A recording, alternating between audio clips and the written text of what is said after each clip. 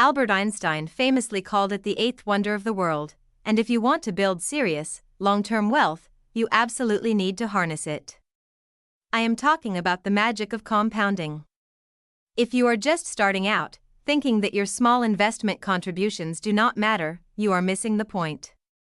Compounding is when your investment returns start generating their own returns, turning your portfolio growth into an exponential snowball that just gets bigger and faster over time. It is not about how much you contribute in year one, it is about how many years you give your money a chance to grow on top of itself.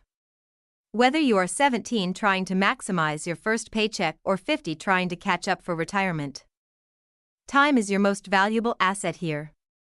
Every day you wait is a day your money is not working for you. Today, we break down exactly how compounding works and the simple, two-step method you can use to put this unbelievable financial force to work in your own portfolio immediately. Ready to unlock the greatest wealth secret in history? If you want to follow more guides that make complex finance simple, hit that follow button now.